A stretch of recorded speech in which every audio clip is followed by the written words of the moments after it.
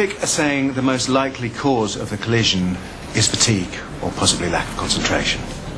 Now, we all know Jack's been pushing himself very hard the last few weeks. He was breathalyzed at the scene and he was under the limit, but he did have alcohol in his system. Basically, they think he fell asleep at the wheel. So what we're looking at here, driving without due care and attention? Do traffic think we've got enough for prosecution? Yeah, they do. Now, we all know how it works. It could start out as a simple prosecution where the most Jack stands to lose is a few points on his licence and a small fine. But if the judge believes that Jack lied and made up this uniformed man in order to cover for his own mistake, it'll cost him his job. Now, you need to find out what's going on here, Mickey. If this man exists, find him. Yeah, well, like I said to traffic, I was driving along 30 miles an hour and this nutter ran out in front of me. What, wearing full military uniform and covering headgear? Yeah, like I said, he was a nutter. He opened the door, looked at the warrant card and then legged it. Then some people turned up and called it in. End of story. Hang on a minute. What's going on? Peyton called me down here, Gov.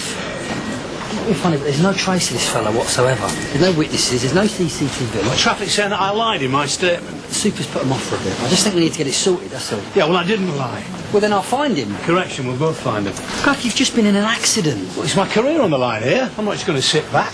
I'll sort it. You look like hell. You know what it's like. Sometimes you just got to let these things go. Well, not this time. I'm busy. Are you coming? Where? See if we can find this imaginary G.I. Joe.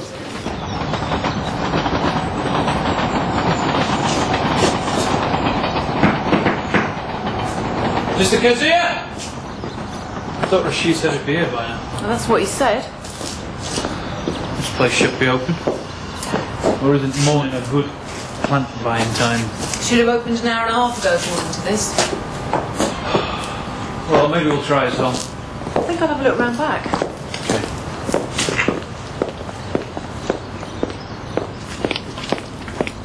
Over here! Go!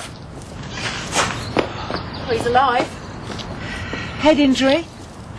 Looks like he's had a good kicking. Sierra Oscar from D.I. Manson. Go ahead. Urgent ambulance required at the Epping Walk Garden Centre. We got a male with severe head trauma. Received. Ariane Kazir. What's going on here? I wish I knew. One thing's for sure. Mr. Kazir has definitely got enemies. This thing missed my head by about half an inch. I was sitting there. Governor, I understand, but there was no sightings of anyone in a uniform. Yeah, there was one, mine. So I'm driving down here, right? He runs out. I swerve to avoid him. I smash into that thing. He looks in the passenger seat here. Do you know where he went after that? I think he ran down there. Must have been quick, though, to avoid all the curtain twitchers.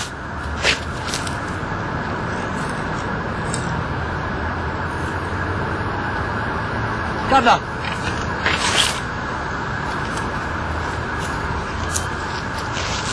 An army dog tag.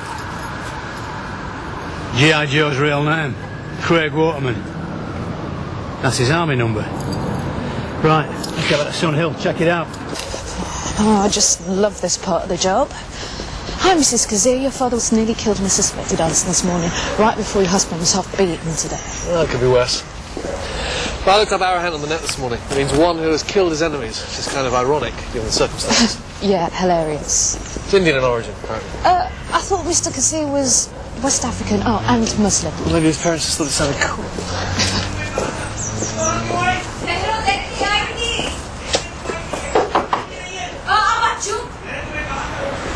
Mrs. Kazir! Miss Kazir, DS10 and DC Walker, Sun Hill CID. You mind if we come in?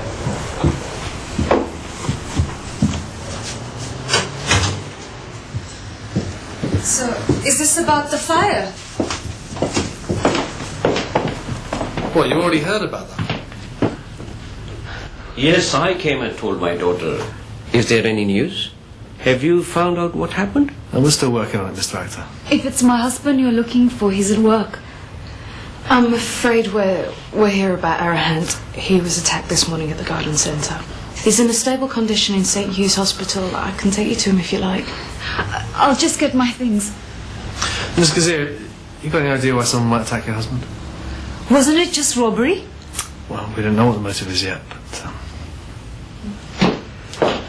Mr. Actor, everything all right? Because We heard raised voices before. Oh, Sammy.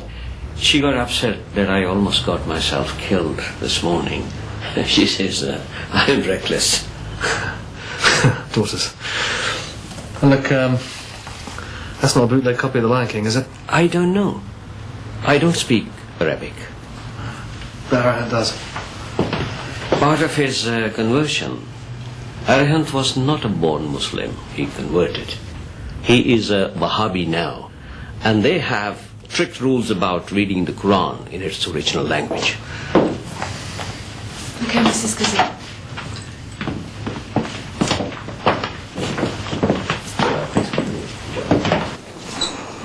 I'm sorry, detective, but there's really nothing more I can tell you. 1 minute I arrived at the garden center. The next thing I remember is waking up here. Well, your wallet wasn't taken, and the morning float was still in the till, which would suggest that the motive wasn't robbery, but personal.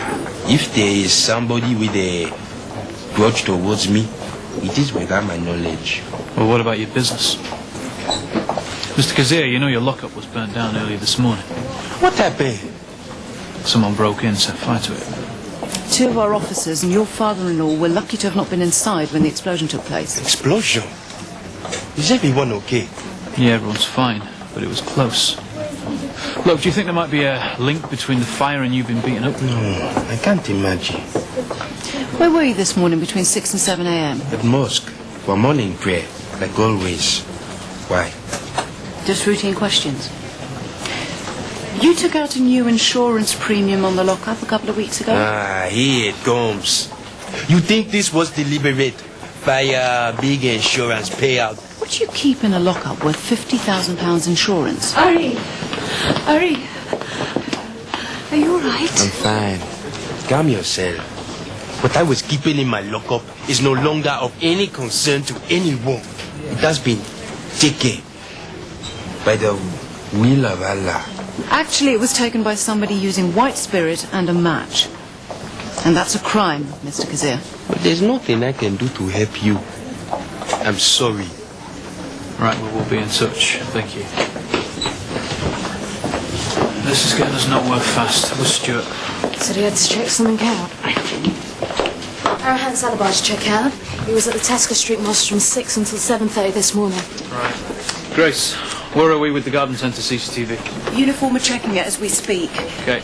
I get the feeling that Arahant is protecting someone. He knows more than he's saying. Yeah, but what? And why would he protect someone who beats him up, burns his property? Or both. Meet the real Arahant Kazir. Come. I thought your background check came up blank.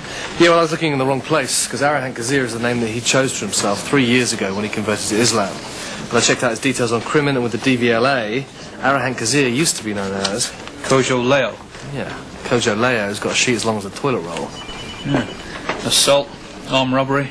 Yeah, drugs trafficking too. I ran a check on that garden centre as well. Complete basket case, completely in debt, has been for years, even before he got it from his father-in-law. Why would Arahant want to buy a failing business, even if it was cheap? Maybe the business is a front. Maybe there's more in those bags than garden fertiliser. What about the assault and arson? Are the competition unhappy about the new boy on the block? No, this doesn't make sense. Arahant is a strict Muslim.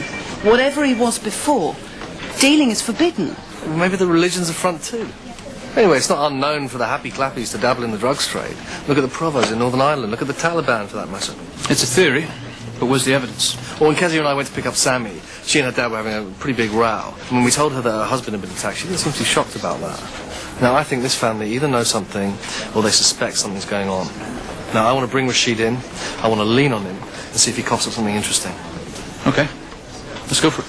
So, Mr. Akhtar, you sold the garden centre to Arahant 6 months ago. Is that correct? Mm-hmm. Was Mr. Kazir aware then that the business had significant debts? I warned him, yes.